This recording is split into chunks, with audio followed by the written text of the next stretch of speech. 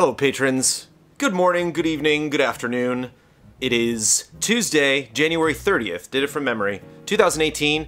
This is your Cup of Jones. Let me know if everything looks and sounds okay. A lot of you have been letting me know if things don't look okay and don't sound okay lately.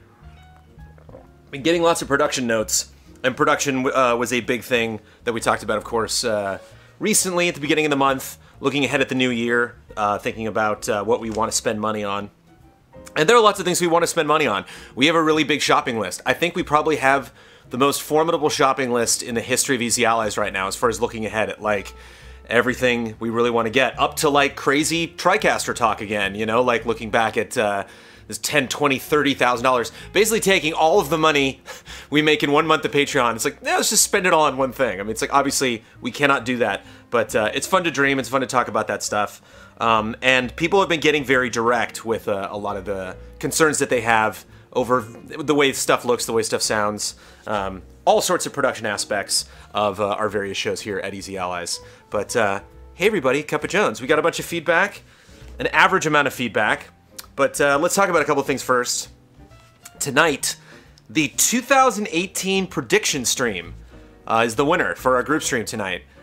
Don't know exactly what that's going to be. We have some front runners for figuring it out. Mr. Kyle Bossman, Damiani, and I are currently juggling around the concept. I'm sure Bloodworth has a thing or two to say about what the heck that is. It raises the question of whether the Tuesday night stream should be game focused or whether we should do stuff like this. So this will be an interesting test of us not playing a game. I'm still down to play Yahtzee. If anybody wants to put Yahtzee on the list, I was really excited about the Yahtzee stream. I thought that was going to happen, but it didn't. But yeah, 2018 prediction stream, 6 p.m. Pacific time on Easy Allies at Twitch, which Michael Damiani, I believe, is currently streaming right now. So you can double up. I think this is the first time ever that that Easy Allies is streamed on YouTube and Twitch. Bloodworth will probably correct me. We talk about our second anniversary all the time. I want to give you kind of a close insider look at where we're at with our anniversary. Our anniversary will be March 18th, downtown Los Angeles. Likely, probably around 8 p.m. is when we're going to start, but I will give the official stamp. And we're working with the venue right now, but the venue is around the University of Southern California, USC, where I applied to get into their theater department and was not accepted. We're going to be around USC, and so there's a lot of school paperwork that I got to go through. It's pretty formidable. It's like the biggest, I feel like I'm buying a house. It's the biggest thing I've had to deal with since starting EZA. Starting a Patreon was way, like, this is more complicated than that. Starting a Patreon was you know, a piece of cake compared to setting up the venue, but we are locked on the date. We know what time we're going to do it. We are also starting to look at places around there. What's great is there are a couple places to eat and drink right next to the venue where we're going to be at. It's a college town. It's a swinging place to be, but there will unfortunately not be, and this is a test. We'll see how this goes. We'll see if people riot. We didn't necessarily have people say that was something that, like, they needed last year. But we will not have alcohol, we will not have food at the event. We had a bar last year. It was a very unique event, a unique area where people could get in if they were under 21, and they could get, you know, people over 21 could get drinks at the bar, and we were able to do tickets. That mix is a tricky place to do when you're not spending a ton of money on a venue, and so it was a very interesting cost-effective solution last year. We're trying something different this year because we weren't satisfied with the production quality. If you go back and watch the old anniversary, it's very dark, and so we wanted a place that we could light a little bit better, set up a little bit better. I don't know if you know this, but Mr. Daniel Bloodworth is extremely versed in lighting of stage productions. He tweets about that and talks about that a lot, and so I'm excited to let him spread his wings, and Damiani and Ian, and get the graphics, and, you know, we had a really long setup for Ian's set last year. I'd love to maybe get that set up beforehand, just so we're kind of ready to go. But it'll be very exciting, and we're putting together the final details of exactly what we're going to do. So it's fun to have that be still, you know, a couple months off and start talking about it. And likewise, some allies are putting together a Disneyland Day around that weekend. Again, that'll be Sunday night, our second anniversary. But some allies are going to go to Disneyland inevitably. Hopefully, I will have time to go as well. But I'll give you the details on that soon. And there'll be other events that week. We had an after party. We had a little meetup the next day. So I don't know if the day before or the day after is the best day to do that. But we will give you those details ASAP. So thank you for your patience. It's a big process. Again, it comes into the factor of budget and everything else. It's like, the second anniversary obviously is very important to us. It's something that we want to celebrate. We want to do our own take on having, you know, a big collective meetup, something that we want everybody to show up to. At the same time, it is just one event. It is something that's over in 3 days, 2 or 3 days, and it is something that we're spending a lot of money on that only a few allies will really get to enjoy on a level different than everybody else. And so it is I don't know if you say trepidatious, but it is something that if you're spending money on, you want to be careful about. And so it is a priority for us, but it's not like the biggest priority. We don't put everything on hold to do it. There's not one of us that's like, that's our only job to do that. So that's why it takes a little while for details to get out. It takes a little while to book this stuff because I have 20 jobs and they're all very fun, but they're a lot of jobs. And yeah, and that's the anniversary. So that's really all I have. We had a Dynamite Sea of Thieves stream the other day. Bloodworth is in chat with Ian and Bloodworth and Silent Consonant, and I could not hear Silent Consonant, but still enjoyed. He's a gentleman. It's fun to play with him. And Thursday night, I'm playing Fortnite with Huber and maybe Ben. So that'll be very fun. Feedback. Professor Metal Gear, who I saw in chat, said this was the first... chat's being... Bloodworth's being modest in chat. The first time Professor Metal Gear has caught this live. So thanks for coming by, Professor Metal Gear. Someone who I've now met in person several times. Have you ever had an emotional response to or been moved by a video game? Wouldn't it be terrible if I hadn't? I remember Steven Spielberg infamously saying, I'm probably paraphrasing, I'll believe video games are art when someone says I cried at level 7 or something like that. He was basically saying, like, I've never cried at a video game, therefore no one cries at video games. Which is obviously like one of the worst stances to have on art. I had this experience, therefore everyone had this experience. You know, one of my favorite things about art is to find something I don't like and listen to the person that likes it and why, you know. Or something that I just don't have a lot of time to experience. Of course I've had emotional responses when playing video games. I cried at the end of Horizon Zero Dawn. I cried at the end of Journey. I wept at the end of that game. And I didn't even know why. Like, I got teary-eyed at the end of Journey, and it was like, what's happening right now? Is this just like a Pavlov response? Like, is that game company just tapping right into my veins? You know, just telling me what to think. I probably got a little misty when General Leo died back in the 90s on the Super Nintendo in Final Fantasy VI. Spoilers, sorry.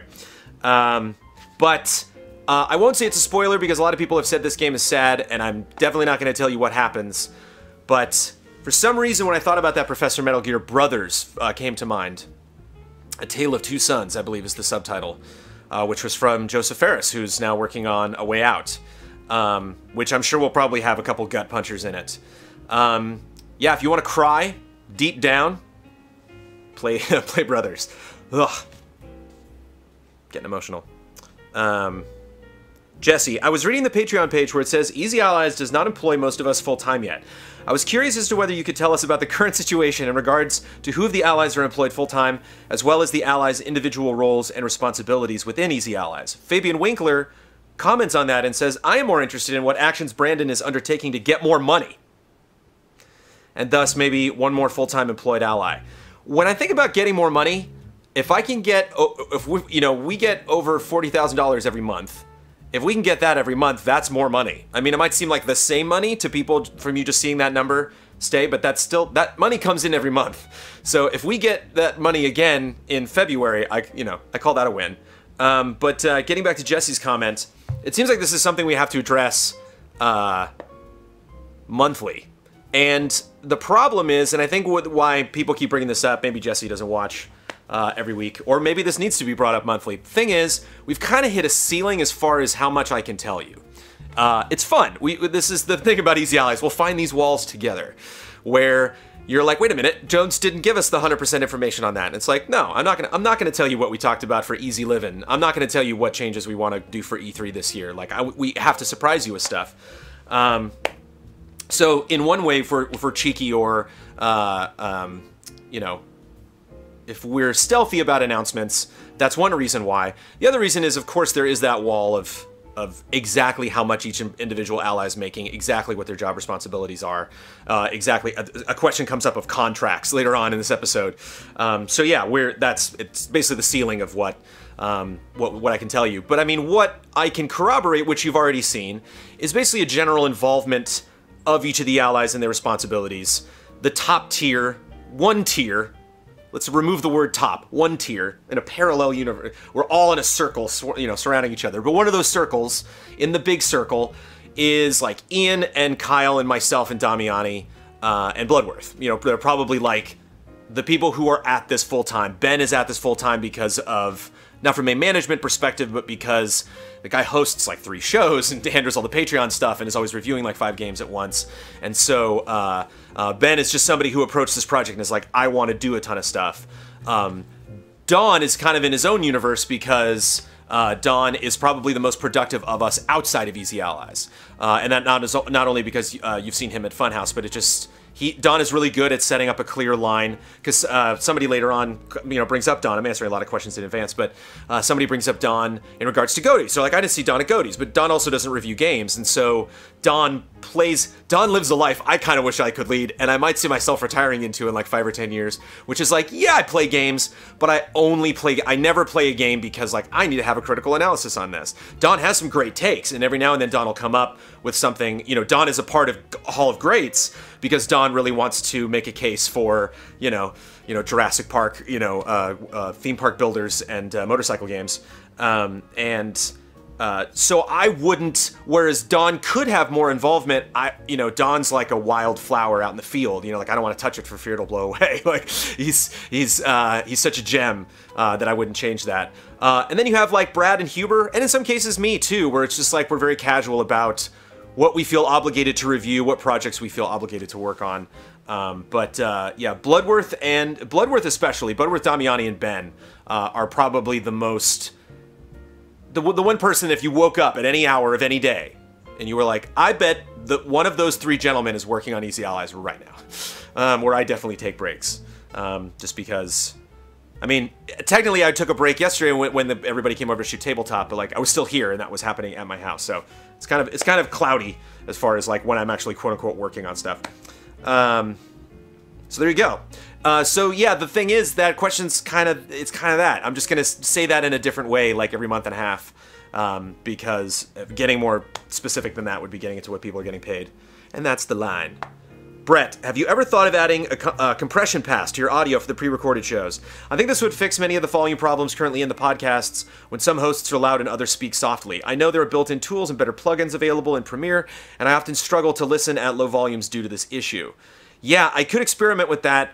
The Easy Allies podcast in general represents a strong period of fatigue. It's almost kind of like running like a quarter marathon every week, where I'm just like, all right, it's Tuesday. So I kick off. I really like to do Cup of Jones the first thing. I like to get Cup of Jones out of the way. I would not want to do Cup of Jones in the afternoon. I would get too nervous because I want to finish Cup of Jones. Then I want to go get the mail, fill up the fridge, just take care of clean up the garage, take care of anything we need to do before the allies come over. We shoot potentially a bunch of shows. Ben jumped in with something he wanted to shoot today. And so we're going to be doing that, and then the group stream, and then the podcast. And the trick with doing the podcast, because it is a news-based thing, it's one of like the only news-based things that we do, the getting from recording it to putting it up needs to be done really quickly, and is usually done whether I am up at 2 in the morning or getting up at 8 before something else is happening and being shot the next day to put it up. Just generally very tired, and so that's why I haven't been doing a lot of experimentation with compressions. We do compression on the going out end, so we have compression filters set in Premiere that run on the channels that we have all the audio, and I hear what you mean. The thing is, Brett, like, Radiolab is one of my favorite podcasts of all time. I think it is the best podcast I've ever heard. It's one of the only podcasts I've listened to. I've listened to some great podcasts, and at the end, I'm like, that was wonderful. I enjoyed listening to that. Whereas there's some Radiolabs that have finished, and I'm like, whoa, and there are moments I've heard where that show is unlistenable, where I'm like, wait, what? I can't. Why isn't this person louder? Like, why am I not hearing this person? And so it's when you strive for that, when you really go back through. Like, I'll put it this way: I have figured out how to spend less time cutting the podcast, and I don't regret that because of all of the other stuff that I have to do. So I think if I were to one day hire someone to edit the Easy Allies podcast and not myself, and that person could do it in the morning when that's all they're going to be doing that day, and they could put that up, then maybe I will bring in some fresh ideas and see what they have to think. I mean, I'm always done for experimentation, but just to explain why I haven't been goofing around with it that much, is that it's like, if I spend another hour or I spend some more time, polishing this, and I do every now and then. Sometimes Huber will scream or sometimes Kyle will laugh, and I'm like, I gotta take that down, and so I'll like mix around with something, but it's if it goes up on time, I'm happy. Everything outside of that, I don't beat myself up too much. Daniel Garza and Andrade. I was watching the Switch unboxing and I wondered, how was that day? Sorry, Brett, if that was dismissive. I just get very tired when I cut that. And I wondered, how was that day? Do you remember how Damiani reacted when it got to your house? The Switch unboxing. Yeah, I know you. It was pretty calm because we were all very unsure about what it was going to be like.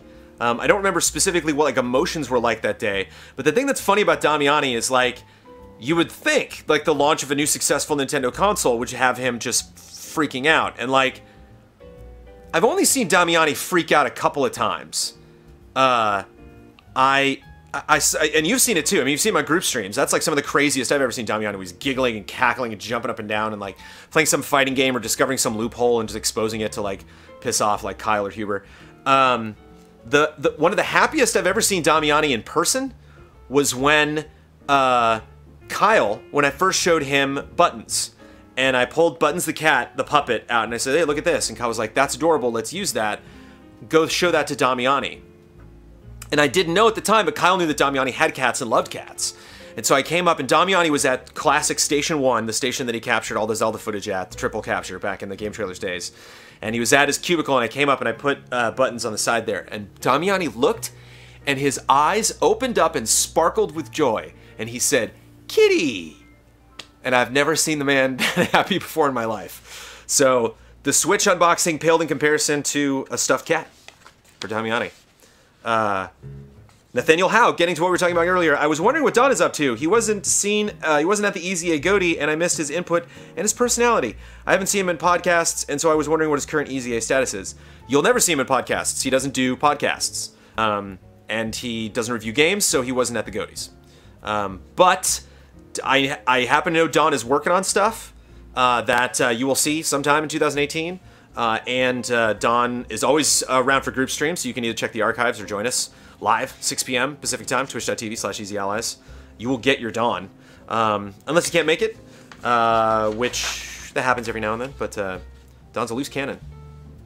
He's a what's the word? He's a rebel, Dottie. What is it? I'm a loner, Dottie. A rebel. Brandon K. Gann, do you feel there are any good examples of a property being properly adapted across various media? A proper property adaptation? The context of this being, I saw the second Ready Player One trailer and it made me want to read the book. After reading the story, I thoroughly enjoyed it, but after rewatching the trailers, I have soured on them because they have scenes and dialogue nowhere present in the book and other factual inaccuracies. Why does this kind of thing happen when books or games have movies that fail to capture what made the source material so good or outright add unnecessary and completely different elements, effectively changing the story while being marketed to many fans who know the properties inside and out? Brandon, I think I've mentioned this before on Cup of Jones. I'm a maverick. What does he say? Rebel without a Dawn.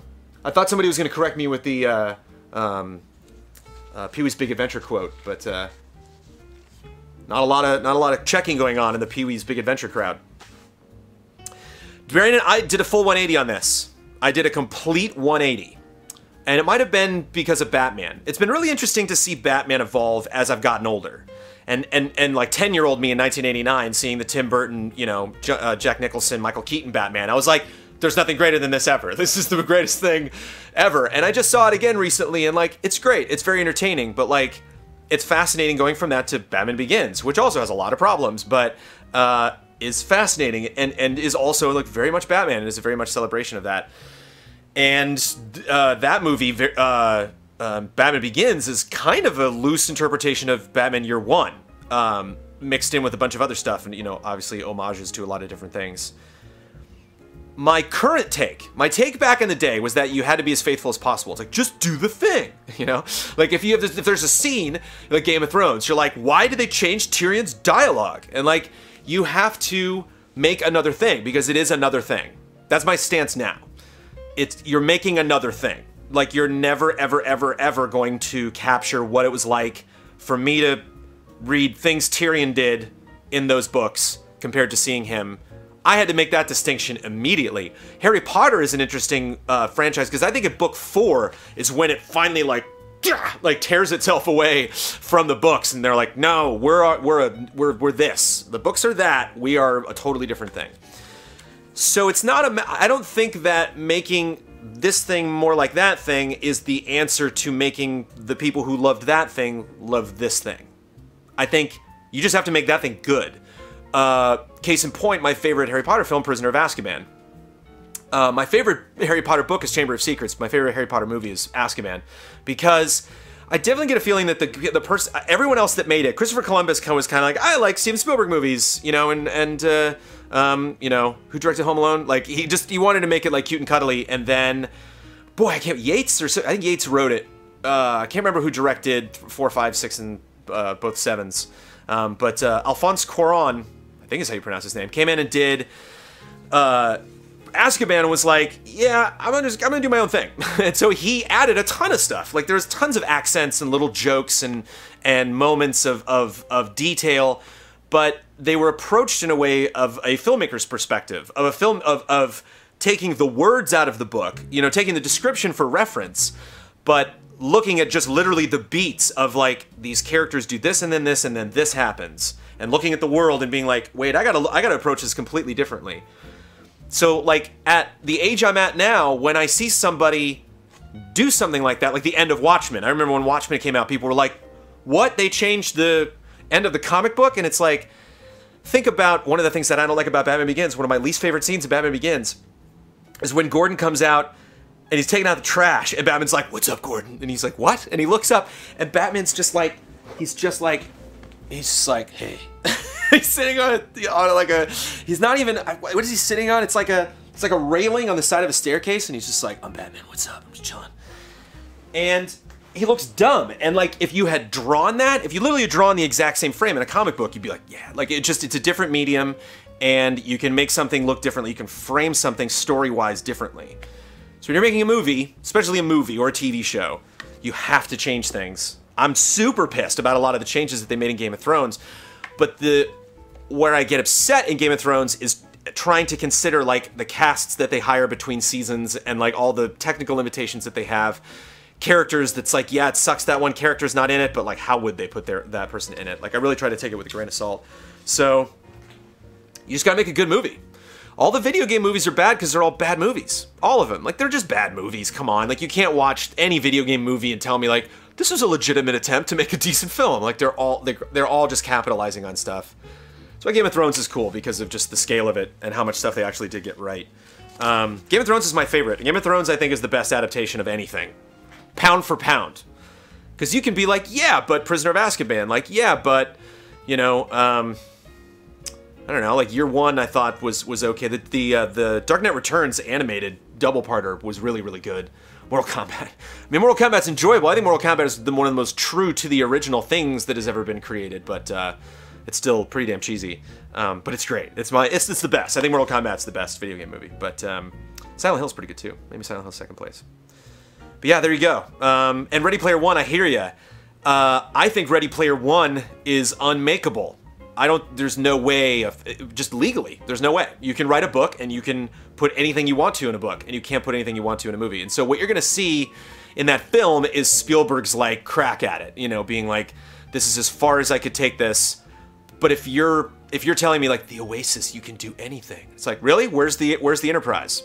I don't see the Enterprise anywhere. I don't see the Millennium Falcon anywhere. I don't see Millennium Falcon. I don't see Harry Potter in this. I don't see, you know, it's a fail. Just by design, and so there's nothing they can do. So, but it's Spielberg, man, and I think it looks like Spielberg having a lot of fun, and I love to see Spielberg have fun. Ibrahim Sozer, there are a lot of games that come out and don't get covered by Easy Allies. Is there a reason why some games just don't get streamed?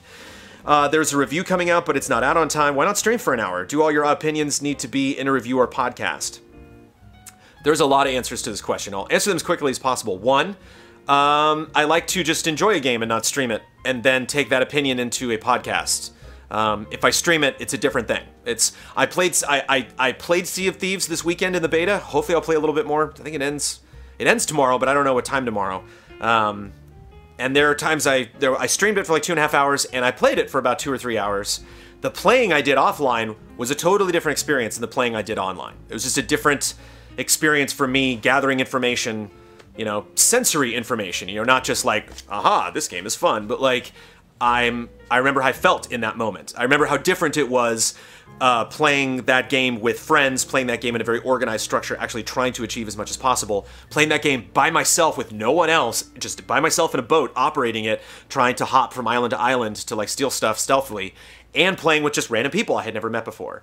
And if I'd streamed all of that, it would have influenced, not necessarily in a negative way, but it would have just like kind of exhausted me in my absorption of that material. So a lot of times you'll hear us be like, oh yeah, I checked in on that game.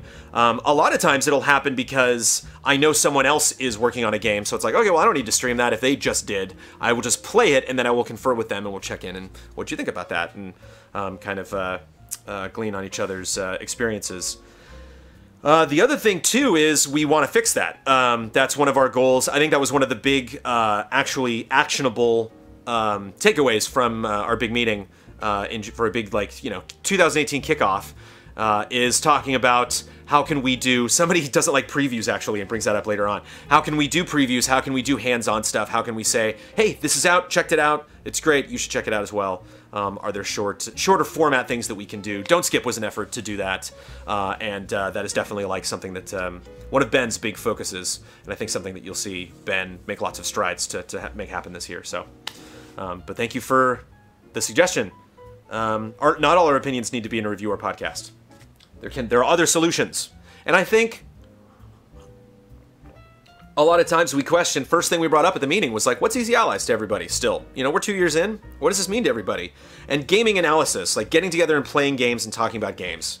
There are other crazy things that we hope to want to do. We do skits still and stuff, but that's it a lot of the time. Pawn, have you guys ever considered doing a gaming draft? Somebody brought this up before. I think they mentioned that Shane at Sifted does it.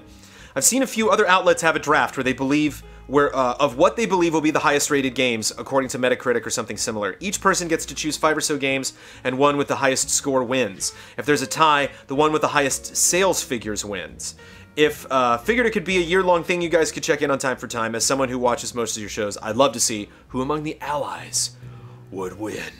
Yeah, this can be factored into a general improvement across the board of bets, of just the operation of bets. Bets is very run and gun, it's very loosey-goosey. It does kind of have a charm to it that way. It is something that Huber and Kyle mostly manage. And Huber and Kyle just work on a lot of other things, especially Kyle. Kyle a lot of times can run out of time to work on it or to add as much to it as he would like. And so I have long desired to have a section of the website where you could go to and track bets. And we were gifted a lovely batch of Werehogs from a lovely fan. And right now we just kind of use them whenever it makes sense to use them, but it would be amazing to have them actually mean something. Actually have them, you know, when we say like, oh, I won some Werehogs, like we actually exchange those tokens. But yeah, there's a lot of fun ways we can streamline this. I mean, it is a part of bets. I think it should be a part of bets, whether that's a part of the podcast or whether that's another variable that we add to our events bets. I don't know, but it's an excellent call. Kevin, sit back and imagine this for 1 second. An Easy Allies flag in Rocket League. Sounds good, doesn't it? Lots of gaming sites YouTubes have them. There's an entire folder in Rocket League devoted to video game community flags. I would love to score the winning goal while the Easy Allies banner flaps around me as I do a victory dance. In a car? I guess so. Bloodworth jumped in on this already. It was brought up quite a few times last year, and we mentioned it to their team. Ultimately, it's up to them whether or not to include one. No doubt they get tons of requests. So yeah, it's a popularity game, and we just need to be more popular in the Rocket League community. Admittedly, we're not like crazy Rocket League players. We have had a lot of experience with that game, but you know, it's been really interesting and kind of sad and worth talking about is the shift my brain did going into January of this year. You know, really weighing my time as far as how many games, you know, I have to play, looking at Sea of Thieves and being like, okay, this is super fun, but am I going to play this? Am I really going to devote a lot of time? Because this would be a weird game to just kind of bounce in every now and then. Like, I'd love to put in a good 1 or 2 solid weeks into Sea of Thieves right when it launches, and just play a lot with friends. I have a couple friends that like, and this rarely happens, just to give you an idea about the specific audience that Sea of Thieves attracts. I sent at least 4 texts to different friends, basically telling them, you're pre-ordering this right now. Like, you have no choice. Like, I know that you have an Xbox One. You're getting this. We're playing this together. There is that shift mentally, you know, when you go into 2018 and you look back at 2017 games and think, I got to start focusing on this year if I want it. You know, the race is on, you know, to go to 2018. You know, there's 11 months left in the year, but it's still like, I got to play everything. So it's like Monster Hunter's like, oh no, I've gone a couple days without playing Monster Hunter. Just want to see. Sorry, I haven't checked chat in a while, so I'm going to make sure everything's fine. Yeah. It's tough. It's tough to, Dragon Quest Builders comes out on Switch in like a week and a half. And it's like, oh man, I'm gonna play that again. I shouldn't. I should play other games already. I should play, you know, Dragon Ball FighterZ. Xylo Wolfbane, I know it might take a great deal of time and money, but it might be time to consider getting that garage rewired and get more dedicated high-capacity breakers to support your setup. Xylo, I love dedicated high-capacity breakers. Yeah, we are hitting that threshold. We're going to get a new light. We're going to get a couple other things to plug in. We are also plugged in independently. We have other breakers. We have breakers on the house. And so there's the question of like, you know, should we plug into other stuff and see if we could, how can we knock the whole house out? You know, we're at a point right now, and we did last week. If you didn't tune in last week, we had a fun power outage right in the middle. If you were just listening to the audio version, you were like, what was that? That's what that was. It happened again the other day. I wasn't streaming, but it did go out again. But I gotta go to Tashi Station, pick up some power converters. Yeah, this one, we got a bad motivator. That's the problem. Yeah, no, you're right. The problem is, and somebody brings up soundproofing at some point. It's like, do some more soundproofing in the garage. It's tough right now to think about what financially we want to invest at what location. You know, like we, you know, aspire to and are moving toward getting a studio. And if we're going to make that move, which we plan to do, how much work do we do here that can't be moved over? When I get a new television, we get a new equipment, when we get a new mic or mic flags or something, it's like, cool, that's something we can move to the new spot. Any changes we make to E3, they got to be mobile. They got to be something like, cool, we can just pack that up and we can take it to an office. We can have it in an office. Soundproofing, you can't. You know, if we wire this and then 2 months we spend $500 or $300 on wiring something and then, you know, a month later we're gone, then oops. So it's tricky. Yeah, it's something that I gotta think of because we are at that point. We're always, you never know when we're gonna go out. You never know when that shoe's gonna drop. Kian Jerome, I'm so nervous about this. Here we go. Kian. I've got 2 phrases for you to say. Los siguientes son los patrocinadores oficiales de Easy Allies para el mes de enero. Meaning, the following are the official sponsors of Easy Allies for the month of January. And also, estoy disfrutando estas microtransacciones. Meaning, I'm enjoying these microtransactions. Idea credited to Sven von Brand, who commented on YouTube for the second phrase. Los siguientes son los patrocinadores oficiales de Easy Allies para el mes de enero. Easy Allies have butchered their Easy Allies. Los siguientes son los patrocinadores. Los siguientes son los patrocinadores oficiales de Easy Allies para el mes de enero. Estoy disfrutando estas microtransacciones. Angel Sans Korea. You could really use an improved visual identity, logos, titles, etc. See, everybody's really on point. Everybody's criticisms now are very focused. You shouldn't do the work by mix and matching stuff. I wanted to say min and maxing for some reason, and my brain would not let the other one happen. Stuff sent to you by non-collaborative amateurish fans. Oof. You don't need to spend $10,000 on the logo for a good result. You could first hire a designer studio to create a visual guide for your entire visual aids. You should then hire a local junior designer to help you provide consistency and, for a small but reasonable salary, to follow such style guides in order to deliver all the visual content you need on a weekly basis. Yep, we could do that. It doesn't necessarily have to cost $10,000, but even if it costs $1,000 or $500, it's still $500, and there's still many, many, many other things that we want to spend $500 on. And personally, I wouldn't want to do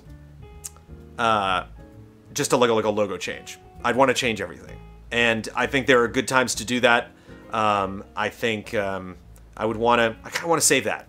I think right away, I think it'll improve things. I don't think it will make as massive of a change as it would as far as other stuff we're spending money on. Things that are more immediate, things that I think will markedly improve morale. Not that morale is desperate to be improved, but morale is always kind of like one of my first and foremost concerns, is that the boys that I work with are excited to work on the stuff that they're working on. And they're all pretty satisfied with our graphics right now. You know, it's like, that was one thing that's, you know, Kyle is not. Kyle would very much like to change stuff graphically, but Kyle definitely has an eye for how he wants Easy Allies to look, and he is more concerned about that than most. But when we pull the car over to the side of the highway that is Easy Allies and look at the squeaky wheels, that wheel was not squeaking too much. Axel Selhammer. Might be Selhamar, but I like Selhammer. Axel Selhammer. The Switch is my only gaming system, and I recently downloaded and played the demo for Dragon Quest Builders. Yeah, you did. I really enjoyed it, but there are quite a few games on the system that deliver a similar experience. Is Dragon Quest Builders worth the $60, or should I instead get Portal Knights for $30? Maybe even wait for something like My Time at Portia, which was recently announced. Which one should I get? My Time at Portia, I saw the trailer for. It looks interesting. Portal Knights is worth $30, but Dragon Quest Builders is worth $60. Portal Knights is half of Dragon Quest Builders. Exactly. Like, it's... I don't think there's anything Portal Knights has. Yeah, there's ranged combat in Builders. I honestly don't think there's anything Portal Knights has that Builders doesn't. Builders is such a better game. It's a $30 better game. Dragon Quest Builders is great. If you really enjoyed Builders, you're gonna go nuts for that full game. Builders is fantastic. Builders is one of the best Minecraft variants ever. Which I don't go around with a megaphone screaming at people. I just really like those types of games, and if you're asking me honestly, should I buy that? Yeah. But I was waiting for the I really enjoyed it part. If you're like, I don't know anything about those types of games, should I buy Builders? And it's like, whoa, I mean, get the demo and check it out, and then let me know what you think of the demo. If you enjoyed the demo, the game only gets better, and easily $60 worth of entertainment there. Easily, if you like those types of games, you will spend, if you play Portal Knights, you will play that for like 4 or 5 days and then you'll stop. There's not a lot left going on in Portal Knights. Builders you can play for months. Kif, what does a typical contract job description for an ally look like? It's about 8.5 by 11. It's got some words on it, a couple lines. They all signed it. Do you have targets and descriptions, or do you just get on with things without such HR frivolities? Not a lot of HR frivolity here at Easy Allies. Very easy answer to that question. We're not frivolous with the human resources. It's AR. It's ally resources. Mikhail Hervo Mikhail Hervel Nemo. What do you think is the last game that could have beat Zelda at Easy 8 Goaty? Had it come out in 2017? Last Guardian, Bloodborne, Witcher 3, Hearthstone, Winky Face. The snark with the Hearthstone. Didn't play Last Guardian, still haven't. Played the I played a little bit of it. I think I played some demos now and then. Bloodborne and Zelda would be an interesting match. I'm curious to ask Ian what he thinks is a better game, Bloodborne or Zelda, because he was in the Zelda camp. Witcher 3 certainly beats the hell out of Zelda. Witcher 3 destroys Zelda. Zelda's great. Love Zelda. Very, very good game. I think Witcher 3 is better. Especially now. Especially with all the DLC and stuff like that they added. Because I'll say this about Zelda. I had such heartwarming moments of joy playing Zelda. Same with Odyssey last year. I had moments of, like, the first time I saw one of those dragons that just flies around the world that you have to go and, like, harvest materials from every now and then.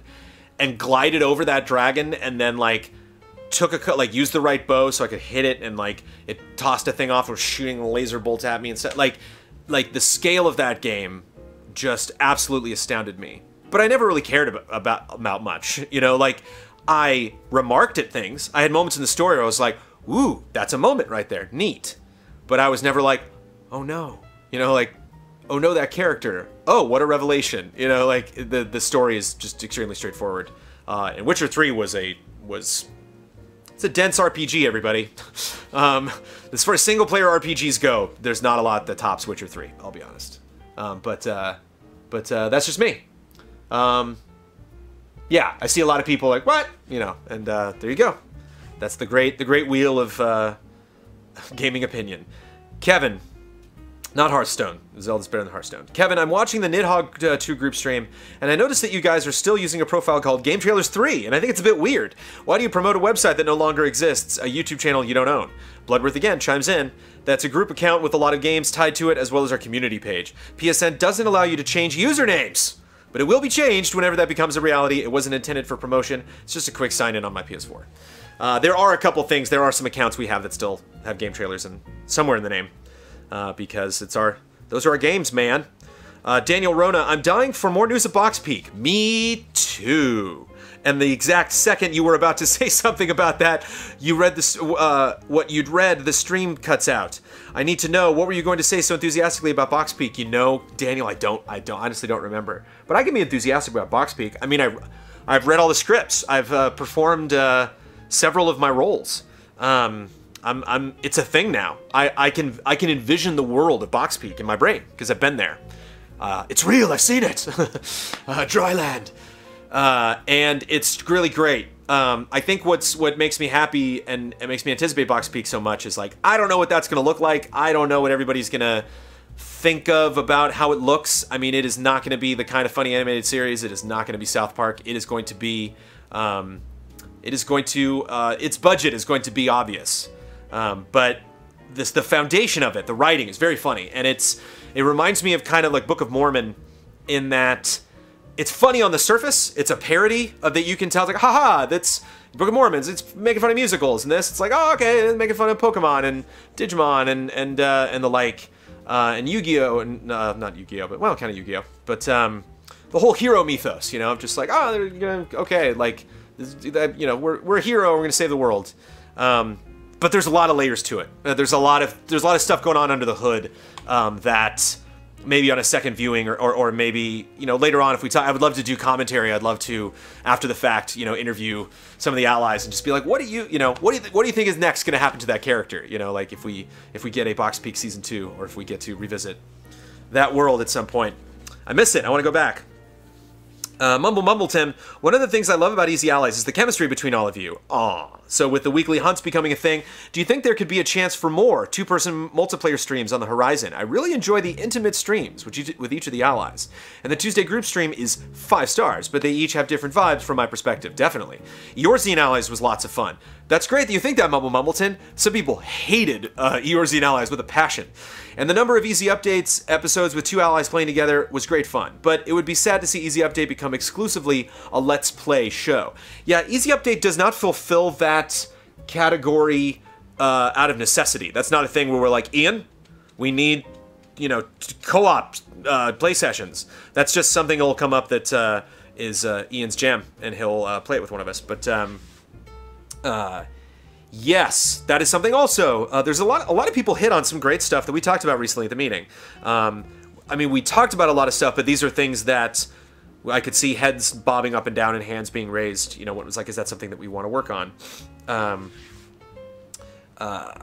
So yeah, I am going to do something when Dreams comes out that I want to incorporate other allies in. I am definitely going to do something when Red Dead Redemption 2 comes out, with hopefully more allies, maybe not just the allies here in the group, but And we are exploring other ways. After we played Sea of Thieves, we're exploring ways that possibly we could be doing four-person, cam things where you're watching a cam of all of us playing a game. So yeah, that is something that we hope to do this year, Mumble. So keep us on task for that. Brian Paddock, what character, because there's a lot of games coming out that warrant that, I think. What character would you like to see added to Galaxy of Heroes and why? Also, what is your favorite character in the game? Easy, C-3PO. I was thinking about that the other day, Brian, and C-3PO is not in Galaxy of Heroes yet. The whole gang, the whole classic gang is there. Actually, I don't think classic Chewbacca is there. I think it's Clone Wars Chewbacca. They have Clone Wars Chewbacca, and they have Episode 7 Chewbacca. But they don't have Episode 4 Chewbacca. They have Han Solo from Episode 4. They have Luke from Episode 4. They have good old Leia and R2. And so you can be the whole classic crew, but you can't be C-3PO. And they've started to add some classes that have more like Bard-like abilities, more supporty stuff, but all of them usually have like a laser in their hand. They even added a Holdo from Episode 8 to Galaxy of Heroes, and she has a laser gun, which I don't think you ever see her fire a gun in that whole movie. Spoilers. But she, of course, pew-pews in the game. I think it'd be great if you had a character who doesn't attack. There are definitely some characters that I put in certain party compositions where I'm like, I'm not putting this person in there because they're good at doing damage at all. In fact, I don't even ever have them attack. Like, I just have everybody else support them, keep them alive. So it'd be fun if he was, if he translated stuff. It'd be because he was a, protocol droid. He's, Bocce was like a second language to him, and so it'd be great if he could interpret conditions of other party members and stuff like that. Alexander Zirianov, whose name I believe I pronounced correctly now. The English, I could say Alexander Zirianov, but the English version of that. I've noticed that despite using PS4 Pro and Xbox One X, you don't produce reviews in 4K. Is there some limitations with capture hardware, or you just want to save bandwidth and the time when sending video files to the editor? All that. There's not limitations with capture hardware, just limitations with capture space. I guess that would be hardware. Or we just want to save bandwidth and time. Not really worried about the bandwidth, but the time transferring files obviously is a big deal. Yeah, just not quite there yet, and not quite seeing the. I'm sure we'll get lots of. I'm sure there's lots of people out there who think that Easy Allies would be improved with 4K, and of course we would. But again, it's pulling the car over and looking at all the squeaky wheels. Like, what should we focus on? And that can be frustrating, I imagine. Like, as a fan, it can be frustrating to see us kick a can down the road and be like, no, we're not going to work on that now. We'll work on that eventually later. We do want to spend money on that. We're just not spending money on that right now. You just have to understand there are so many things we're spending money on. There's so many different accounts, and we canceled a lot of that stuff. We looked at a lot of stuff at the end of 2017. We're like, do we need that? I don't think we need that. And so we're shifting money over to other things to spend money on. So if you pick one of the 100 things we could spend money on, it's like, why not that? It's like, if you take 100 things that cost 500 each, that's a lot of money. Diamond Crusader. Diamond Crusader's edgy. Edgy like a diamond, and I like it. I really don't like it when you waste time doing previews! Exclamation point. It costs way too much time and money to produce those little videos about something that could be good at the time of the preview and turn out to be hot garbage at release. Also thinking about multiplayer-focused game reviews being published before the actual game releases, right? Yeah, we don't do that a lot. If you look back at our track record, a lot of the multiplayer games, we've waited. Sometimes intentionally, sometimes just because we're busy working on stuff. So a lot of that stuff we have played in advance. I believe Battlefront we went to a review event. Call of Duty, maybe? There's some review event that we went to where we played most of it ahead of time, but not necessarily too worried about that. I'm sorry you don't like us doing previews. We're still going to do previews, though. There are lots of really great things about previews. One, and the 4K cameras, too. I mean, we've budgeted it. We looked at it.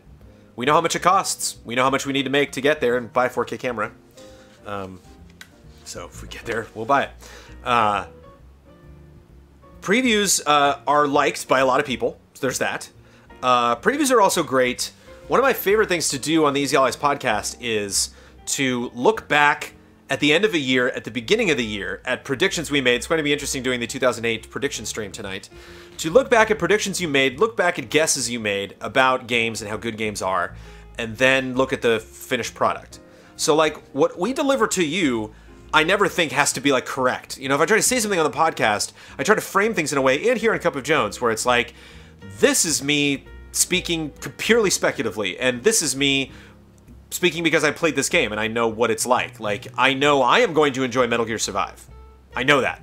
I don't know how long I'm going to play Metal Gear Survive for. So if you think you identify with games I like, that's not going to change. Like, I could give, you know, if I review Metal Gear Survive when it comes out and I end up giving it 3 stars, you know, that doesn't change that I had fun with it, you know? And so, like, if I make a video and I'm like, oh, it was fun, you know, it's like, I don't think that's being disingenuous. Like, I view Easy Allies when we approach games as a process. I keep thinking about something like a Rainbow Six Siege, where it's like, it just keeps fighting and fighting and fighting, you know, to get back into the general relevancy of the conversation. And every now and then, look at Huber's recent infatuation with Warframe. One of us will, or my refusal to stop playing Fortnite, one of us will, you know, latch on to something that does have an interesting shelf life. You know, Fortnite hasn't technically come out yet. I haven't reviewed that game because it's not out. It's still in early access. It says it, you know, very clearly when you boot the game up. And so I think there's a lot of I think there's a lot of benefits to previews, and one of them, my personal favorite, is the story of our experience with that game. And I don't think at game trailers or at Easy Allies I ever remember seeing a review and being like, uh-oh, we shouldn't have done that preview because we said that thing, and then later, you know, I'm sure maybe personally, you know, Blood and Ben and Huber and Brad, like all the people who have done previews and reviews, and, you know, Stevens and Spear and all the boys from back in the day, I bet that they might have 1 or 2 of those under their belt, but I love it. I love looking back. I don't regret those conversations because it's all a part of the process. The only thing I regret is wording in those conversations, which is why I've tried to get better at that over the years, of being very specific when I bring up a point of how I think this will be applied.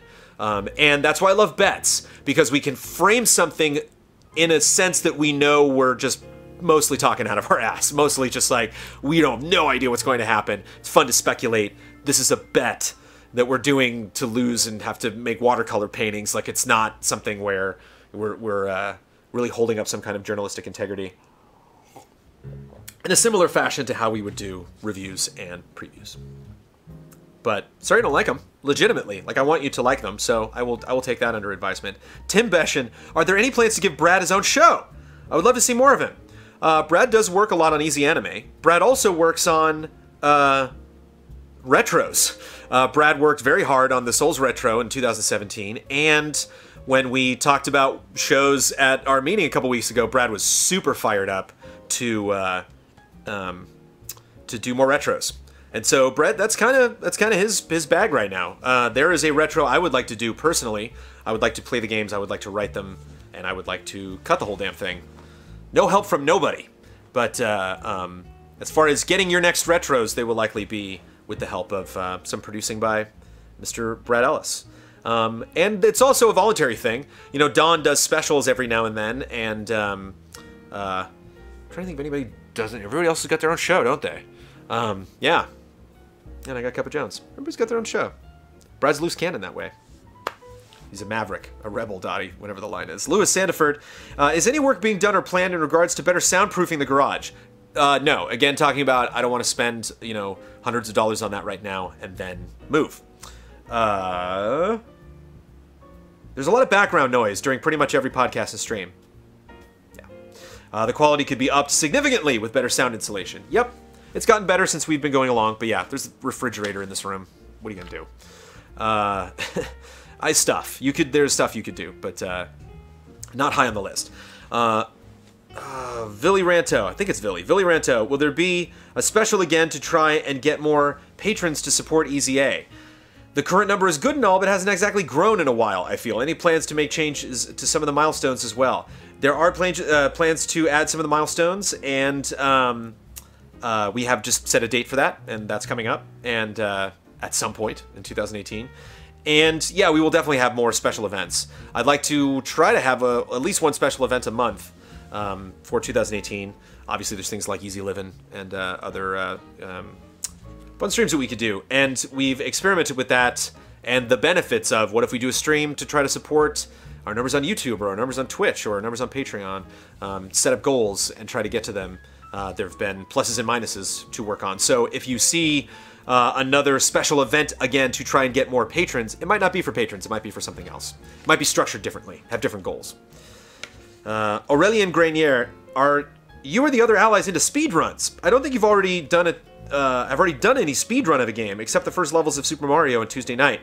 Is it something that any of you is good at on your favorite game or any game? Not a worldwide level of speedrun, but still, I'd like to see you trying on Easy Living, for example. GoldenEye I could probably speedrun. That would be an interesting game to get better at speedrunning. Speedrunning, I equate speedrunning to like learning another language. Speedrunning takes a lot of time focusing on one thing. And a lot of time focusing on one thing is not something I've done in a great many years. It just, you can't do it in this business as much as we would like to, unless you are a solo streamer that focuses on one game. So yeah, not so much. We definitely have people, I know Kyle and Ben and Huber and Brad, I know they love Games Done Quick. They're Damiani, of course. They're frequently the ones that are relaying a lot of the highlights and best moments to us. And I know Damiani, like you mentioned with Mario, is probably one of the people that would, if any of us were likely to branch off and get into speedrunning, it would probably be him. But yeah, stressful. GoldenEye, I think would be the only thing I'd give a shot. Probably a shooter, I think, more than anything. But man, that sounds stressful. Platformers, I would have a heart attack. There's no way I could do a speedrun of a platformer. James Vest.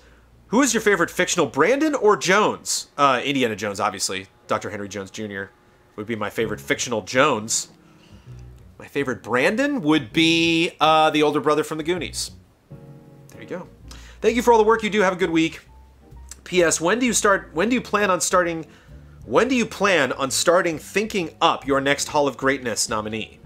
It's the Hall of Greats, not the Hall of Greatness. I plan like the day before. I got an idea for this one. I'm not gonna tell you what it is, but I'm thinking of going back. I'm thinking of double dipping. I'm thinking of doing a salty run back for the next Hall of Greats. And bringing back a game that I pitched before that didn't win. Because Hall of Greats always sneaks up on me. And Ian produced the most beautiful Myst video going through that game and explaining why he loved it. And I was like, man, I wanna make a 5-minute kick-ass video where I just drill into this game. But I don't know. I just don't know. Will he do it? Will he not? Morgan, on his personal crusade. I wanted to get through in your thoughts on some Batman-related questions. Okay. Why is it that the world's best detective solves most of his problems with his fists? It seems brutish for someone who could be smart enough to think of a better solution. I think you're thinking about this wrong, Morgan. I don't think Batman using his fists solves anything. I think it's just he needs to do that to get to the point where he can use other tools to solve things. But I think that's kind of the thing about Gotham. Like, Gotham lived in this fear. Batman Begins really illustrates that well, having watched a lot of those movies lately. That Gotham physically beats you down. You know, it's like Gotham will either take you in a back alley and kill you, or will beat you in public in front of people, and no one will care. No one will do anything. And so if you want to exact change in that city, you got to hit back. You got to be able to take a beating. And it's kind of that brutish nature. Like, it's like Mark Wahlberg and like Daniel Craig. Like, there's actors like that look like they've gotten the crap kicked out of them, like Danny Trejo. You know, that like, I bet they've knocked someone out. I bet those guys have gotten in a brawl where they made someone unconscious. And there's not a lot of people that you see that are like that are like actors. George Clooney and Val Kilmer and Michael Keaton, and Christian Bale is questionable. But yeah, they're just some people that can take a lick and keep on ticking. And Batman's one of them. So I think that's it. I don't think Batman enjoys fighting. I don't think he's like, yeah, that's what I'm going to do today. I'm going to go in there and beat some people up. I think at least my personal Batman avoids it at all costs. It is just it's like, all right, I finally caught up with Scarecrow, and I don't want to hear him anymore. I'm going to knock him out. I'm going to punch him in the face so he goes unconscious, so I can get the handcuffs on him easy and tie him up and leave him for somebody else to pick him up. I've had it with this guy. 2, could Batman really defeat Superman? Yeah, I mean, he did. He beat him. And he had the opportunity to kill him, but did not. So, it happened. I mean, it happened in a very wacky offshoot comic, but there's a precedent for it. I think Batman could do anything if he put his mind to it. That's kind of the character. And number 3, if so, who couldn't he kill defeat? I mean, Galactus is Marvel.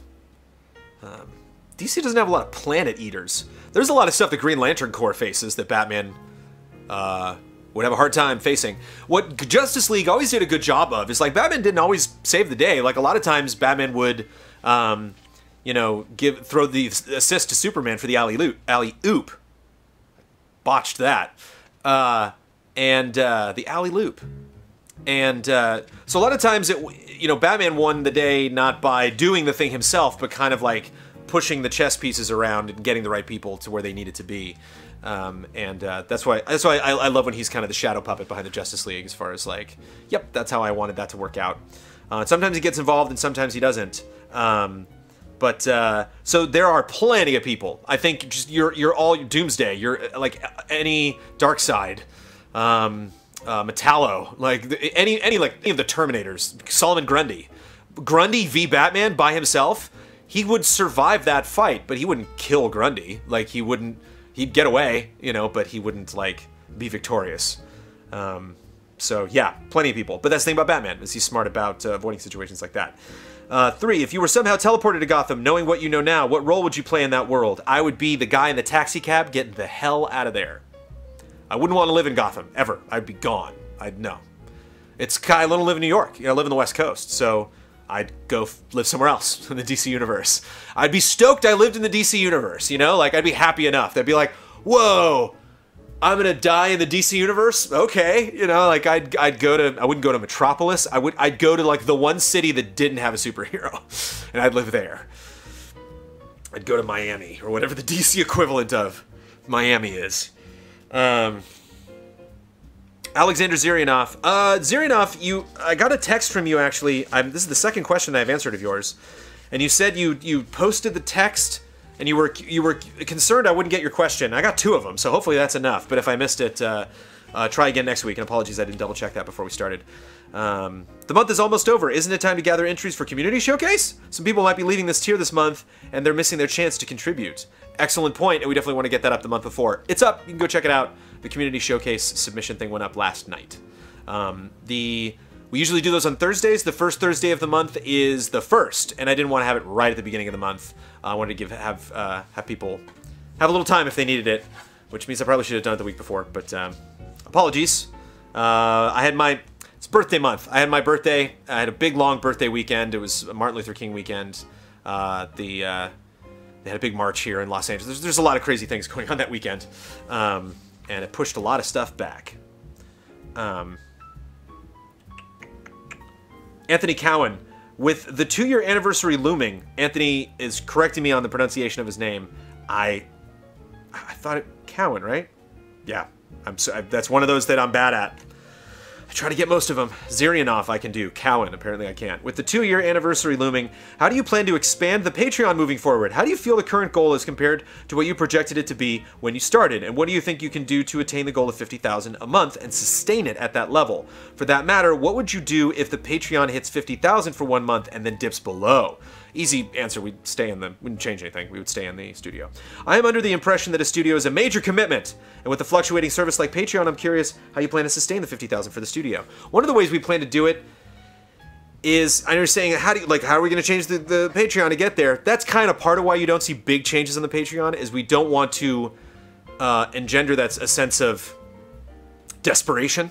That like, oh no, we're nothing if we don't get that studio. We are what we are. We are 6,000 strong, $40,000 a month strong, and more. Obviously, we make money on Twitch, we make money on YouTube, but we have merchandise and the like. But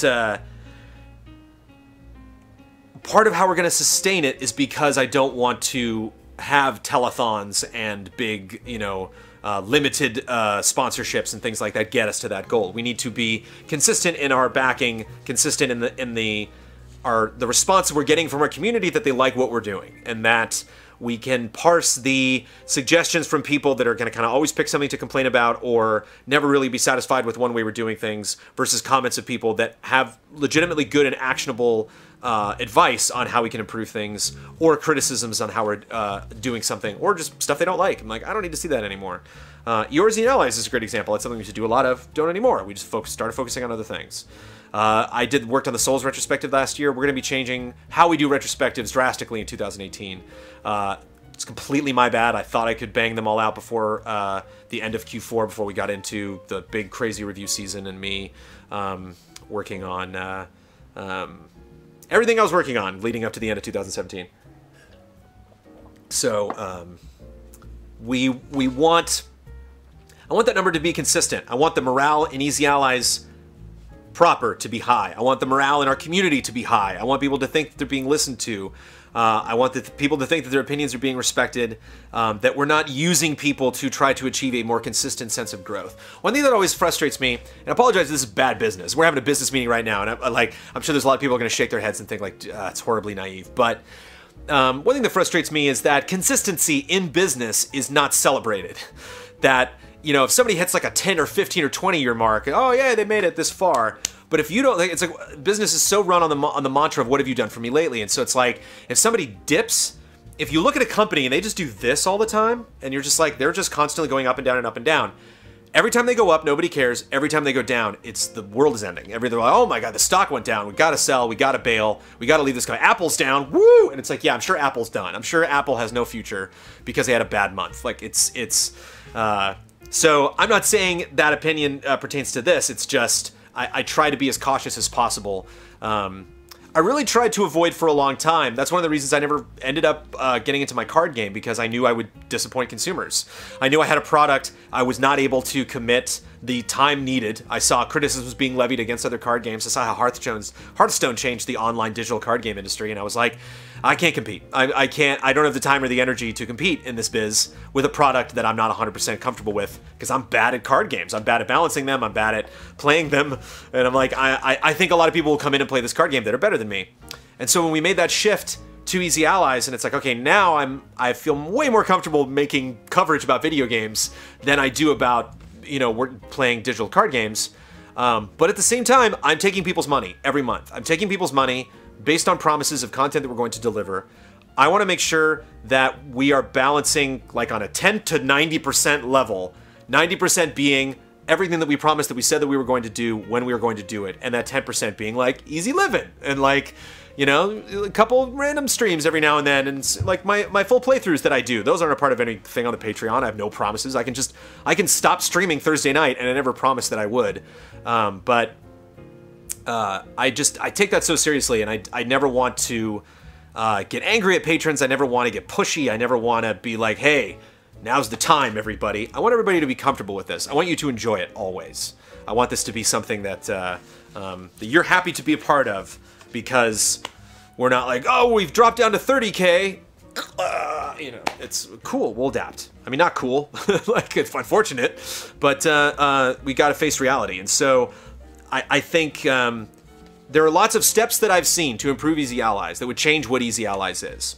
And I would rather work for an Easy Allies that all of the allies want to work for an entity that everybody that is as close to as possible as what all of the participants want it to be, than have to make sacrifices in the vein of being more successul. Cowan might be like, whoa, dude, that's not at all like what I wanted to ask. That was, you know, it's a great question. But if it dipped below, we would stay in the office. The studio is a major commitment. I plan to sustain it by keeping our fans happy. And what can we do to attain 50K? Stay tuned. We'll get into that in a second, actually. Somebody asks a more pointed question that will probably continue that point. Parasite Paladin, from what I can tell, you write down the takeaways on the question printouts or on a separate sheet of paper. Instead of doing that, maybe you should just keep and write in a Cup of Jones takeaways notebook that you use every week, like Blue's Clues. I could have a handy-dandy notebook I could crack open. And that way it would be easier to keep track of them. You'd be able to keep track of which ones are brought up more than once, and you could use it to update the progress on them, which would in turn be easier for you to rely that info to us. One of the reasons, there's a couple reasons, Parasite Paladin, that you don't hear a ton of takeaway updates. people have a lot of ideas every week. I am one person, we are 9 people, we are already working on things. So while you might see like, you should do a gaming draft, that's a great idea. It doesn't mean we're going to implement it right away or ever. You know, it's a good idea, and it's something that we want to consider. We're an hour and 12 minutes into the show. It does take a lot of time to address questions, and so if something is on that list that you want to bring up again, we can go back to it, and I can tell you, yeah, that was a good idea at the time. I think it's a good idea now. It's still not something that we're working on right now. I don't want to like start every Cup of Jones by going through 100 things. The other thing too is Amanda likes the notebook method. I struggle with the best ways to do lists. Right now I have multiple Cup of Jones lists. There's different categories for notes that we get. There's stuff that is a thing we're already planning to do, and somebody will leave a comment that fits right in line with that I can't tell you about because we haven't announced it yet, but okay, somebody confirmed that and had an interesting way of maybe how we could do it, and so I'll add that to that list. Then there's the ooh, that's a good point. We need to do that when we have time. There's that list. Then there's great suggestion, don't have time, fun list, put it on there. There probably should be a list, a sub list below that of probably never going to do, but amused. What is that? A lawn blower? Are they picking up leaves or something? I don't know if you can hear that. Andrew left. I was wondering, how did the name Easy Allies come to be? Were there any other names you all considered before being called instead of Easy Allies? And if so, can you share what one of those names was? Nada. Sorry, Andrew, nothing. I was standing right over there, and I looked at this room right over here, and I said, well, there's the other problem. We have to figure out what we're going to be called. And Ian was sitting in the chair right there, and he looked at me and he said, that's easy, Easy Alliance. And I said, what? And he said, Easy Alliance. We already figured it out. And we changed that to Easy Allies. End of story. I had nothing. My list was nothing. Not a thing. I had no idea what we were going to call us. It sounds like it's coming from over there, but it might not be. Maybe in the back there. Hooray! Here, it's soft and clear. A lawn blower. Yeah, you're blowing a lawn. Not lawn blower, leaf blower. Joe Ellis, you discuss quite often that your biggest issues in streaming, some of your missing steps. You discuss quite often that your biggest issues in streaming come from missing steps when setting up equipment. I've heard that a lot of businesses fail early on because they don't have processes in place for things like this. Maybe not exactly like this, whereas big companies like McDonald's, think what you will. I love McDonald's. Strive. Would a checklist for each setup, printed out large, help alleviate some of the stress, like a laminated thing that we have up there? We do have checklists for information. One thing that we ran across was just the numbers that we need to set delays at and stuff like that. Yes, that would help. It's still easy to forget stuff when there are lists. And part of the problem is not checking a list because that list, the variables of that list would change depending on what the last thing that we did was. And so whenever I come in for Cup of Jones, it's always like, yeah, what were we doing yesterday? What was the last thing that was streamed? And so it's not only setting up the first stream, but adapting that stream from the settings that were set up beforehand. I like where your head's at, Joe. You'd make a great manager of Easy Allies. Joe Ellis, as you may know, I'd love to work on your graphic design, and I wondered if there will ever be a way for those wanting to help to apply officially in the future. Apologies, as I know I've brought this up frequently, but I'd never want to give up on something that I'm passionate about. Joe, I love you. Thank you. Joe is passionate about good management. He's passionate about graphic design. One thing that was discussed that we had to make some real decisions about, real talk, about hiring someone else, bringing on another staff member, is that is a long ways off. All of us don't necessarily get paid a ton. Our budgets all got pretty tight when we started Easy Allies. And not saying that to complain, not saying that to worry you, just saying that as a reality. Things definitely like equalized from where they were at Game Trailers. And so if more money came in, it would be sad to see that immediately go into not even an employee, because if more money came in, we would put that into production expenses. Like you're saying, people want stuff to sound better, people want stuff to look better. And even if more money came in after that, I couldn't promise that we wouldn't put that into more events, because I think exposure is something that's really important. And so it would be wonderful to go to PAX East, which I probably will not go to this year because we cannot afford it. To go to PAX Australia, to go to GDC, to go to, which we may go to. to go to Gamescom, to get, you know what I mean? Like, I don't know if at this point when there's 9 of us, if a 10th is gonna like that's like that's like the final solution. It's frustrating because it's something I think about a lot. It's something I fantasize about a lot. But when push comes to shove, when we wipe the slate clean and we all get together and we think and we try to weigh what's important, it's not something that all of the allies are collectively really wanting to happen. But I can imagine that's really frustrating for people that watch us and want to get involved. I want everybody to get involved. I want to have more community involvement. That's another person to pay to manage our community right. I've talked to community managers from other places like us, and it sucks when you don't pay them a lot. It's tough for them to work. It's tough for them to make time to do it. Bjornar Haraldsvik, currently I'm trying to complete Resident Evil Director's Cut. Good on you. I've completed Resident Evil 3, Resident Evil Survivor, I believe it's called Gun Survivor, Resident Evil 7, and then Resident Evil 5 in that order. Have you ever played or watched a movie series out of order? You say you're currently trying to complete, I guess meaning the first time you played it? Never play something out of order. Yeah, no. I was gonna say Uncharted, but no, I played the first one first. I played the second Clock Tower, not knowing it was the second one, because it was just called Clock Tower, but it was actually Clock Tower 2. I think the first Clock Tower was on the Famicom, but never came out on the Super Nintendo. I don't know. I really don't know. I've played lots of those, like, since. I just watched the Batman movie series in reverse order. That was fun. Went Batman and Robin, Batman Forever, Batman Returns, and then the original Batman. But I had already seen those, like, you know, many, many times. Final Fantasy. Yeah, no, Final Fantasy counts. I mean, there's not a story progression, but there is a progression. There is, like, a conversation to be had about 1 versus 3 versus 6. So, yeah, there you go, Final Fantasy. I've never been to California Disney, and there's still Final Fantasies I've never played. I never played 3. I never played... Yeah, I don't think I ever played 8. I want to think I played 8, like, a little bit, but I don't think I did. Played 10, didn't finish it. Played 11, like the Dickens. Played 12, didn't finish it. I played 13 for Trailer Academy. So I think I played it for like 2 hours for a show I did back at Game Trailers. And then played 14 a bunch. Played 1 so many times. Played 2 like twice. Played it in Japanese, though. And played 5 in Japanese. And I've played 6 like 400 times. Didn't finish 7, but I played 7. And finished 9 twice, I think. I think I played 9 again for the retro. Tony Knox, I've never been to California Disney, just Tokyo and Disney World. How is it going to stack up against the competition? Oh, Tony, I don't know what you want in a Disney park, you know? I don't know if you go there for the thrills. I don't know if you go there. Some people really go there, and the most important thing to them is like how happy their family's going to be, you know? And so what amenities are you going to have for each one of my different family members?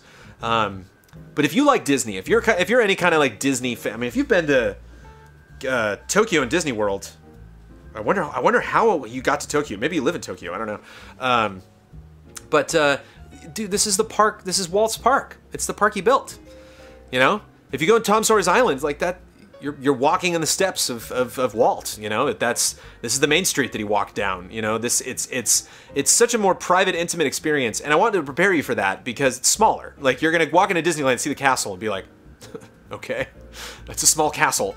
Because it got bigger. You know, he built another park and made a much bigger castle. And the one in Paris has like a mountain next to it. I mean, there's a lot of other ways that other parks have one up to that park, but it's still the original park.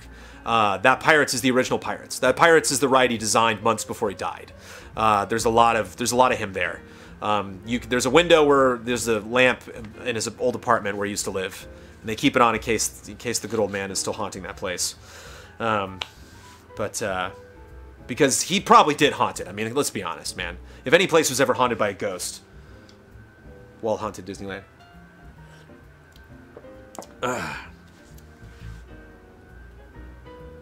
It's actually an idea I have for a book where a guy dies at Disneyland. It's not Disneyland, it's like Disneyland. He dies there inside the park, and he's a big fan of the park. And he finds out that everyone that has died in the park or near the park that was like emotionally drawn to it is like stuck there, and he's got to like help those people free themselves of like this park that he loves. Be a fun book. Pack of Puppies, have you guys considered doing a few shoots of groups events outside of games? Easy A learns to rock climb, Easy A goes skateboarding, etc. I understand ally time and editor time are at a premium, but 2 or 3 times a year? Easy Living especially, I think, would have benefited from something like this. Easy Living definitely would have benefited from something like this. Easy Living the next time will definitely have stuff like that, because of one of the things that I thought would just be conveyed, that when we got to Easy Living, I was like, oops, was you didn't really get a sense of where we were and what that place was like. Ian went out and did a shoot, but I think we should plan way more instances of people going out and showing our experiences, enjoying this place that we go to, outside of just being cooped up playing video games. Yeah, I love to rock climb. I don't know about skateboarding, though. That would be pretty funny, though, to see Michael Huber eat it on a skateboard. People still talking about Final Fantasy. I love it. The Jastrom, I'd hate to die at Six Flags. Easy A go surfing. That'd be great. I'd love to teach the allies to surf. One more, and it's a good discussion. Here, we'll make it the editorial. Why not? Yeah, hi everybody. I'm Brandon Jones. This has been Cup of Jones. All these ends up being around. All these Cups of Joneses here end up being around an hour and a half. How do you like that? Also in the same thread, please, more group streams, more group playthroughs. I know your reply is going to be, oh yes, we'd love to. Maybe when we get a studio. I loved someone quoting me. Oh yes, we'd love to. Maybe when we get a studio. But yeah, I mean, there is that answer. But can I make a suggestion? I think it would really help if you'd add a more elaborate description for the 50K goal of what the studio would mean for us. Which exact shows? How many more group playthroughs could we expect? Again, I know you guys don't want to make false promises when you don't know for sure what you can do, but to be honest, the current 50K studio write-up is incredibly vague and uninspiring. I think being able to even nail down 1 or 2 firm things that the studio will do would bring good things for patron morale, this is Patreon, and hopefully give it a good boost. And hopefully get rid of some of the studio questions you keep getting. You're absolutely right. And I'm making this an editorial because this is something that I've thought about. And I am thinking about the right way to do it. To do a presentation that'll probably be a video that will explain the studio. That will explain that 50K goal. That will be something that we'll put up on Patreon, but will be a direction that... can potentially be dangerous. The major downside is people are like, oh, they're doing this. And it's like, we're not saying we're doing this. We're saying we want to do this. This is the goal. This is what we're working toward. And if you see us saying no towards some investment that we make here, that is in the interest of having a goal. That's one of the most frustrating things. Frustrating is a strong word. That's one of the unfortunate things about working on a Patreon is knowing you have to dangle a carrot. You have to have things out of reach. You have to have something that you're aspiring to get. And when 6 months go by and you don't see us not only having natural growth moving us in that direction, but not necessarily seeing us shift or change things or adding things into the mix to help us get there. And part of that is laziness. Part of that is a focus on to prioritize the things that we're already doing, because you know, the workload that you see us doing is built on a $40,000, 6,000 patron promise that we made to produce a set amount of content and to not only just, you know, release stuff because we do live streams as well, but to exist, you know, to be a thing, to give people as many opportunities to engage with us, whether that is live or whether that is in a Q&A format.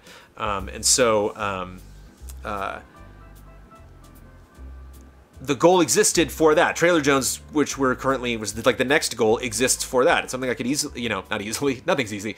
Something that I could add to my schedule, but something that I'm I don't need. You know, I'm not like, oh, I just, you know, every now and then a trailer does go by and I wish we could score it. But, and we definitely had lessons from the first go around with how we did Trailer Jones that we could take into, that maybe we were talking about that at the meeting. It may be fun to do like a one-off episode of Trailer Jones with the new format. Like, you know, I was getting the logo done and we dropped below that goal when I finally got the logo. It looks great, but I never showed it to anybody.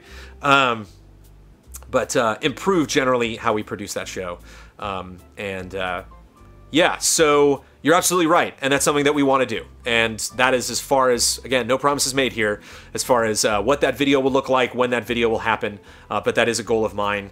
To make it a big thing, you know, not just a drive. We're like, and for the next 8 hours, we want to try to push this Patreon goal. Because what we found is a lot of people want to see us get to a particular location, even with something like Box Peak. It's like, yeah, I want to invest in that now. I'm willing to budget some money out, or I'm willing to have some people that don't necessarily support us financially be like, yeah, I'll jump in for just this month.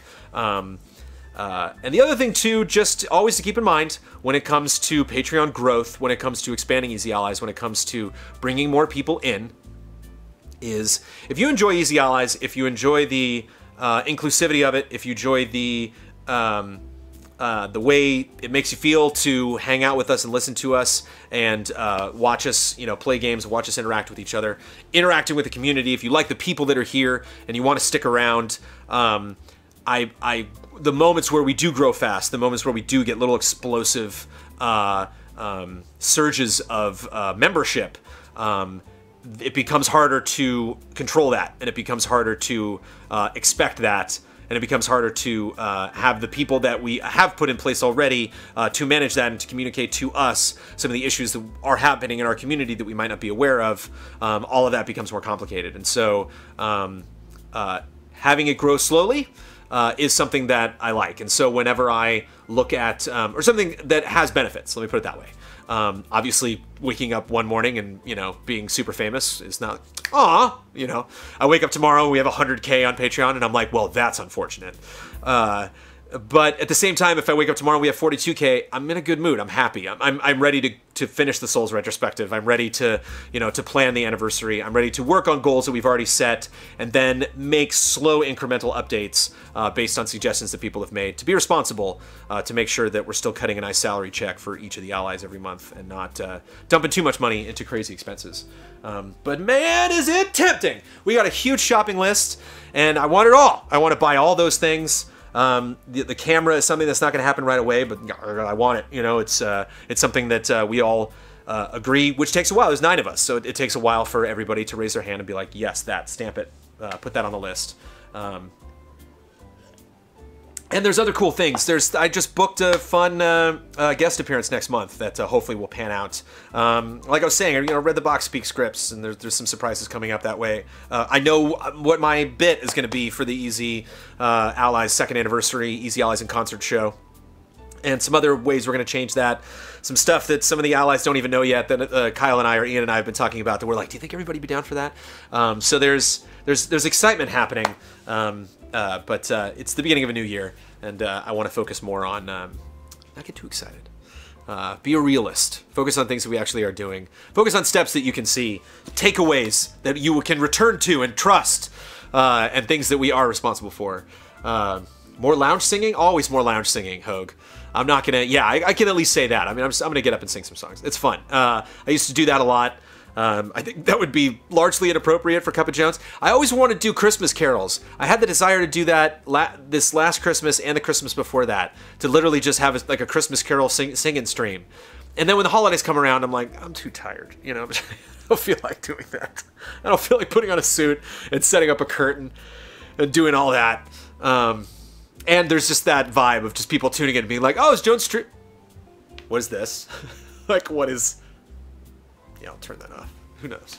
But it's fun. Who knows? I didn't know people would be into me talking about random stuff for an hour and 31 minutes with a guaranteed Batman and Disneyland question in every single episode. Will I play Cass's song on the accordion? See, that's the thing. Is Cass's song... the songs kind of don't go. He doesn't sing them. He's like, oh, hear me sing the song. And then he plays it, but he doesn't sing it. And so I wonder, looking at that, it's like... What is that song? It's like Nightmare Before Christmas. Danny Elfman, speaks most of Jack's "What Have I Done?" And you're like, is that a note? Did you just sing notes? And so it's interesting, looking at actually getting the sheet music for Nightmare Before Christmas and being like, what have I done? Okay, I guess he's just singing the accompaniment. But, yeah, singing's fun. People watch you meditate, Jones. Yeah, people watch me meditate and they didn't give up. People watch me work out and they haven't given up on me yet, so you never know. Well, darn it, I spoke Japanese. Or I spoke Japanese. What? I spoke Spanish with a Spanish accent. So, you want me to use the Spanish accent for this one? So, who knows? Sky's the limit, everybody. That's been Cup of Jones. We'll be back, like I said. We're doing a 2018 prediction stream, whatever that will end up being. Whoop. And I will be back tonight for that. we're shooting a podcast, and then I'll be playing Fortnite Thursday night with Brad and Huber. Definitely Huber, possibly Brad. Or not Brad, Ben. I brought that up with Ben yesterday. Yeah, more fun stuff on the way. Thank you for all the questions. Cheers.